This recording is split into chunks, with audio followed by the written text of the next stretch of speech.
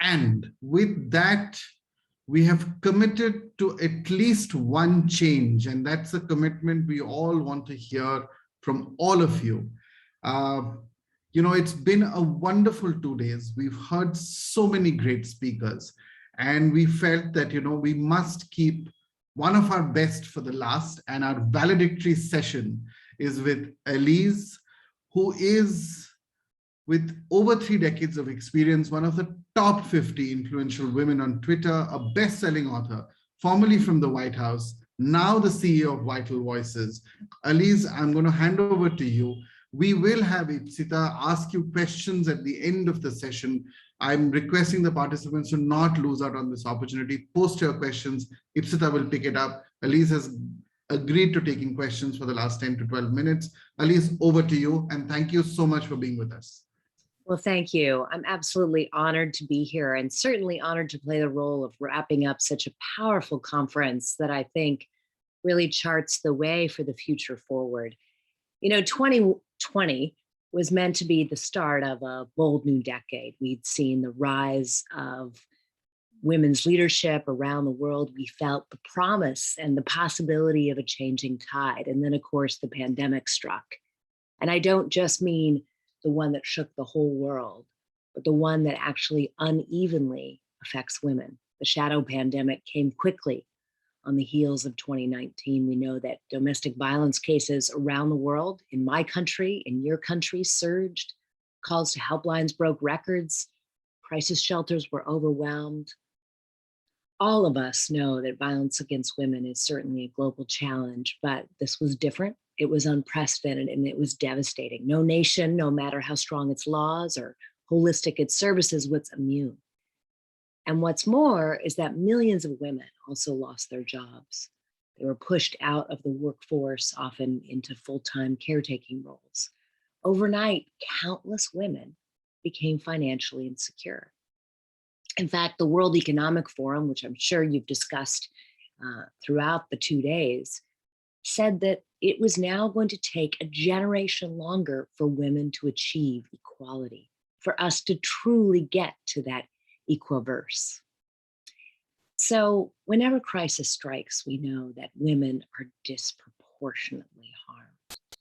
From extremism in Afghanistan to conflict in Ethiopia, to the devastation of climate change, women are always that group that is more threatened. So where do we go from here?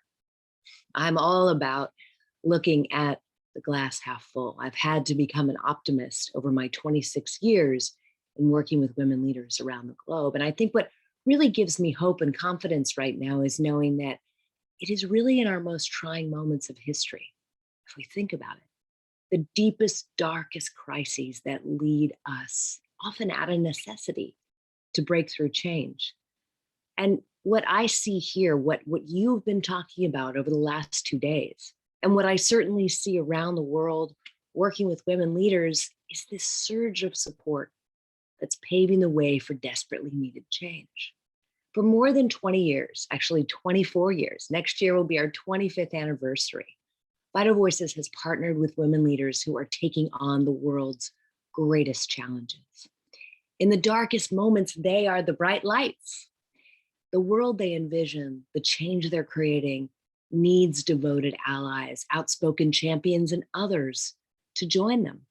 Vital Voices is a global nonprofit. We invest in women who have this daring vision to bring about positive change to their communities and our world. From human rights defenders to healthcare innovators, social entrepreneurs, graffiti artists, documentary filmmakers, these are the leaders who are advancing creative solutions to the world's most urgent challenges, from climate change to racial justice, economic inequities, gender-based violence, and beyond. And what I've realized over these past 24 years, working across 186 countries with more than 20,000 women we worked with directly, and I've been there since the beginning, what I have seen time and time again is that women lead differently. They seek power to empower others. Now, I didn't say better, I said different. And difference is important in this world where we're looking for answers and solutions. I firmly believe that this difference is precisely what our world needs today. More often than not, when women come into leadership, it's because they see a wrong in their community. They want to step up and right it. They're not chasing titles and positions. They want answers for the problems that affect their kids, their neighbors, and the next generation. And that's why we support women leaders. It's why every day at Vital Voices, we invest in their vision, we expand their skills, we amplify their voices, and we connect them to a powerful network of their peers, a network like you have connected to over the last 2 days. I think if one thing's become abundantly clear in this past 2 years, it is just how critical leadership is. Women's leadership is resonating around the world because it comes from an authentic place. It comes from a place of empowerment, of empathy, of innovation and instinct. And we've seen profound examples of that. Just think about Sweden's teenage climate activist who ignited a global movement, woke everyone up, to women heads of state who acted in record time to stem the spread of COVID-19, to Black women activists in my own country who are on the front lines leading my nation to a more powerful movement for racial equality. Women are changing the way we think about power and leadership. They're proving that local action drives global change, because here's the thing: change, real change, it can't be decreed from the sidelines. It happens in our backyards, in town halls. It happens wherever local leaders come up with local solutions, because here is the thing: we can only truly change what we know. These past 2 years have certainly shown us that the world isn't set up to solve the challenges of tomorrow. That's why we need men and women side by side as leaders, both bringing our unique skills, the differences in the way that we lead.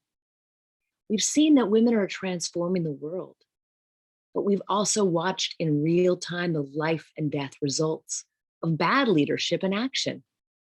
In the middle of so much uncertainty, I think what has become abundantly clear over these past 2 years is that at this stage, there's a certain kind of leadership, certain qualities that are making a critical difference. Empathy, truthfulness, collaboration, ingenuity, decisiveness, all of them are at the front and center of leaders whose countries and communities weathered this crisis the best. And here's another quality that's shared by some of the most capable women. They are all from countries that are striving forward. From Taiwan to Germany to Finland to New Zealand, women presidents, prime ministers have really met this moment with strength and compassion. I think that these leaders have demonstrated this new model of leadership that I'm talking about. It's not status quo leadership. It's not top down. It's bottom up. It's listening with compassion and empathy, but with strength and decisiveness as well. While these qualities are by no means exclusive to women, they are consistently practiced by thousands of women that I've met across the Vital Voices network over these last 2 decades. Now, taken together, I think that these traits, these 5 core practices of leadership that we've seen, are exactly what our world needs. Across countries, creeds, and cultures, beyond age, religion, socioeconomic status, what we have seen time and time again is that there is this bold model of leadership that is emerging. First, women lead with a sense of purpose, a driving force that propels them forward, shapes their vision for progress. Second, women leaders have strong roots in the communities. They understand the problems and they see the potential and the solutions. Third, they're willing to cross lines that typically divide us. They forge unlikely allies. They make room for diverse voices in order to develop breakthrough solutions. Think about it. Breakthrough solutions are not going to come from the same old leadership. Fourth, women embrace creativity and boldness. They're not, afraid to explore alternative methods and audacious goals. And finally, what I have seen again and again is that true leaders choose to pay forward the investments made in them by investing in that rising generation. I know that you have been incredibly inspired by the conversations over these last 2 days. But here's the thing, it can't end. Our world needs new voices and new leaders, people with those bold ideas for breakthrough change. When the World Economic Forum predicted that, yes, we were losing a generation of progress, the thing that gives me hope in that prediction is they say, at current rates of progress, it will take 136 years for women to achieve equality with men. But here's the thing, at current rates of progress, I believe we can fast forward progress. We can leapfrog progress if we work together, if we embrace a new model, if we use these 2 years of difficulty, of crisis, to break through and create a world anew. Indeed, to create that Equiverse we are all striving for. So thank you so much for inviting me, including me in this powerful discussion. I'm so honored to be here. I'm happy to, at this stage, take questions, if there are any in the chat, and just have a conversation. Thank you so much. I mean, you are such an inspiration. We started TalentNomics just 6 years ago, and Vital Voices is one of the models that we looked up to. You are an inspiration for TalentNomics in terms of our journey, working with women leaders. And of course, what you've done and what you've achieved is tremendous. And we hope to be part of that ripple of change. We hope in some way to collaborate together, the same collaboration you're talking about, so that we can, enhance this whole momentum of change. And it's been repeatedly said over our 2 days conference, we just don't have time to wait around anymore. Let's get off that bicycle and get onto that fast speeding train to make this change happen. I firmly believe that it's time to go bold. You probably know the saying, it's probably a very American saying, go big or go home. And I think it's time to go bold, right? Go bold or go home. It is time for those bold ideas, that breakthrough change. It is not time to sit on the sidelines, and we need everyone. This is not about those people will fix it. Those people are not coming, those people are us. Exactly. And that's why we encourage in these conferences like this, everybody to go back with one commitment, one thing that they will do differently from today or tomorrow, that will create this Equiverse that will lead us towards, because it is not the responsibility of only our governments or the corporate sector or the social organization. Each of us have to be part of this change. Then only we are going to be able to shorten that generation gap that we have built over the last 2 years. And this is a moment of change. COVID has shown us a new way of working, a new way of living. And, we should really embrace that as an opportunity and see how fast we can move this dialogue forward. So, so thank you so much. I know you are here at 7 in the morning. You offered to be in person in the session, and I'm so thankful for that. We have a couple of questions. I'll just go to it quickly, and then we'll move on from there. Okay. Women in leadership, gender equity, and sustainability. How closely do you think these are all related? Extremely closely. In fact, they can't be detangled, right? We can't have a sustainable world if half the population's left behind, right? I also believe that, when women come to leadership, one of the things that they see, and there's now research to prove this, is that they do tend to look at the wider impact. They tend to make more decisions, particularly women in public life and political leadership, that impact sustainability. And so there is that correlation. We also know that climate change disproportionately impacts women and girls.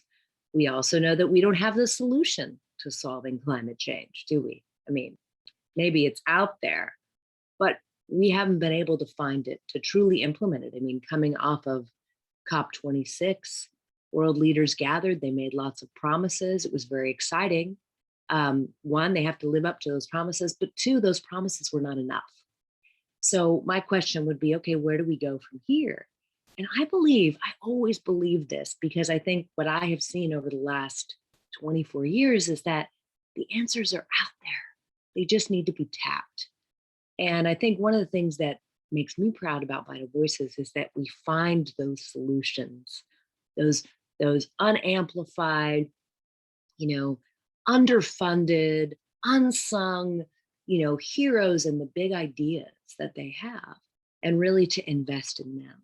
Because often it is the people who are not sitting around the table, the decision-making table, that actually have the bold ideas, that are experiencing the impacts of climate change. And we need to go beyond that leadership table, those in formal power today, and reach out and tap those new ideas. And I think many of those new ideas come from women. Now, of course, there are lots of great ideas from men as well. By no means, I am saying that only those ideas come from women. I think it really is totally about the allyship, the partnership. Yeah. No, I mean, it's so rightly said, Alyse, that, we need to do this. And it's amazing and it's great that Vital Voices is doing it. And maybe some other organizations are doing it, tapping into these great ideas. But how do we make that a kind of a norm? How do we get the leaders, the governments around the world really tap into all the ideas which are out there, really make this whole discussion an inclusive process, so that we can together create this more sustainable world? Sure. I think one of the things that I firmly believe is that the leaders who hold power very tightly, they find that power just disintegrates, right? But the leaders who reach out and use their power to empower others, that power gets multiplied, right? And, when I get frustrated with the world and think, what can I do? I mean, we all know we can only control our own actions, but our own actions are powerful because people see them, particularly those gathered at this conference. You are among leaders of companies, of organizations. And I think if we act in a way where we understand that the only meaningful measure of power is the extent of its positive impact, right? If we look at that and we think about how power will expand the moment it's shared, not shrink, but expand. And I think if we demonstrate that, and it's one of the things, a commitment that I and other leaders have come together to make, is that if we demonstrate that inclusivity, that sort of radical collaboration, others will emulate it. And I think that's the only thing you can do. Yeah, is lead by example. Control, but knowing that your actions will have a ripple effect. That's right. That's right. Now, leading by example, I think it's absolutely one of the, and that's why, our whole, when we started TalentNomics, we wanted to look at women leaders, and we wanted to enable more women to become leadership roles so that they become those role models who can create that ripple effect down below, and and have more women sort of take on the role. As you rightly said, that the women leaders display empathy, truthfulness, collaboration, compassion, along with strength and determination 100%. and creativity. I mean, if we have a combination of all these parameters in women leaders, they can be, and their innate ability because to want to make things better, to nurture things. As you rightly said, they lead differently. They seek power to empower others. And so the question here is, when each of these women become ripple makers, each of these women become leaders like the ones that you are one of them you are demonstrating, the pace of change can become much, much faster. It can, Yeah? it can. And, Yeah. you know, our model has proven that. I mean, what we know is that if you invest in women leaders, and the way that we think about investing is that we're venture catalysts, right? So, you know, not venture capitalists, but venture catalysts. And over the years, we've really, I think, perfected a model for investing in and amplifying leaders. And there's the sort of special sauce. And what that includes is, one, I think just women often don't see themselves as leaders. So it's connecting with a network of their peers, drawing out and holding up these 5 core practices of leadership. And we're actually this month launching a exciting new leadership journey, which is a 7-week online course to learn everything that we've learned over 24 years, 25 years about the power of women's leadership. And, you know, I think that's one of the first things, is really to allow women to see that the traits that they bring are not weak. Empathy is, you know, for example, something that leaders today cannot do without, right? But, you know, we also know that women have a real sense of a driving force, a sense of mission. And that mission needs to be cultivated and supported. And so we offer extensive training programs, most of them a year long in length, in strategic planning, advocacy, communications, etc. Many different training programs, leadership, obviously. We also offer grants to further work and further the vision that women leaders have. And also crisis support. One of the things that we learned certainly over our years is that, you know, when you step up to lead, some people will, you know, will try and push you back. And sometimes, you know, you end up in a dangerous spot. And we have developed a crisis response team as of more recent. We also know that you've got to amplify women's voices. So making sure that women have visibility and credibility for their important work. And then finally, we know that so many people who step up to lead need to also take care of themselves. And often, you know, we get so focused on the change we're trying to make in the world. And I am certainly a victim of this as well, or let's say a survivor, to really understand that we have to also keep that balance and that wellness, and take the time to keep ourselves balanced, and know that, you know, with a bow and arrow, think about a bow and arrow. If you try to go like this, you know, multiple times, the arrow doesn't go very far. But if you pull back and shoot the arrow, you know, you're going to go much farther. And I have that visual a lot of times in my head when I think, you know, So true. It applies to all of us, Alyse. Quicker. So hopefully that visual helps others as well. That's right. That's so well put. You know, we are all sort of so desperately trying to sort of, you know, get there, I think. But one of the things that was also brought out in our last session, it makes me think it's so befitting here, that women are very often themselves, and often by the environment, start sort of diminishing their own feminine traits and start trying to become more fitting the masculine traits of the world. And are we going to bring about the change if women sort of are either made to feel shy about their feminine traits, or to feel that somehow they're weaker because of those traits? How do we bring that change? How do we encourage these women to be themselves? And that's how we're going to create a better world. Yeah, because, you know, we need that difference, right? I mean, I think our world is out of balance, and we're seeing that, right? We're seeing that with all of what's going on, whether it be climate or the economy or the horrors of violence, and violence against women in particular, femicides around the world, right? We're seeing the global pandemic, obviously, we're seeing that. And so it really is about the balance of the two. And, when I say the two, I don't mean men and women. I mean, I mean sort of the masculine and the feminine.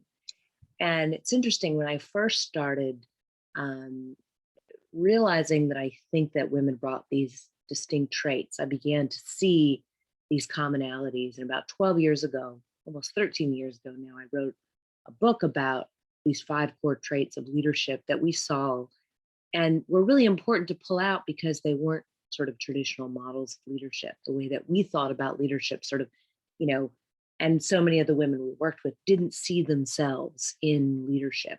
And that's why it was important to share that model. But I think what we've certainly come to realize over the years is that, it isn't, that sort of one size fits all. The Mayans actually believed, and you may remember this, people talked about 2012 was going to be the end of the world. Well, actually, that is not what the Mayans believed. What they actually believed is that 2012, there would be a shift from the male energy, the masculine energy that has ruled the earth for 5,226 years, towards the shift towards the feminine energy. And that was in 2012. Now, what they also knew, that when we're talking about shifting 5,000 years of energy, it's not going to happen overnight. We're going to begin to see these cracks in the system. Now, what I am saying does not mean the end of men. It does not mean the future is female. I actually really don't like that idea, because I think the future is human. The future is all of us working together. And, I think that, yes, when I first started this work, women would say, oh, no, I lead no differently than a man. And now I see women embracing that difference in the way that they lead. But I also see men, for example, talking about the power of empathy, right? I mean, this is not about, what women do and what men do. This is a shift and what we need to be doing. And yes, it is a more feminine model. And it has not been the model that has ruled the earth, to now. We are not living in that Equiverse. I love that, by the way. Love that. Never heard it before. It's fantastic. So, I think it is really shifting. I think from my perspective, having worked on these issues really my entire career, I was 21 years old, 26 years ago, when I went to the UN Fourth World Conference on Women in Beijing, China. And during the pandemic, of course, we had the 25th anniversary of that phenomenal, breakthrough conference where Secretary Clinton, the founder of Vital Voices, said that women's rights are human rights and human rights are women's rights, which seems perfectly good, but of course was extremely radical. And you think about it, still nowhere in the world we can say that that's true. So I think as I reflect on those years, I see progress and I see that there is a shift. I think first women needed to recognize, and I think women continue to recognize. Yeah, I agree with you completely. Unnaturally. And maybe we are now sort of moving towards that Equiverse that we're talking about, and as we speak. That's my hope. Yes. That's my hope. That's our hope. Thank you so much, Alyse. I know I need to end the session. I'm being prompted that, we are running out of time. I could have, easily carried on the conversation for another half a day with you, but we would definitely meet up and see how we collaborate and how to build a world that we can all call the Equiverse. So thank you again for being with us, Alyse. Absolutely wonderful to have you. Oh, well, it's wonderful to start my day with all of you. Thank you so much. You give me great hope. Thank you.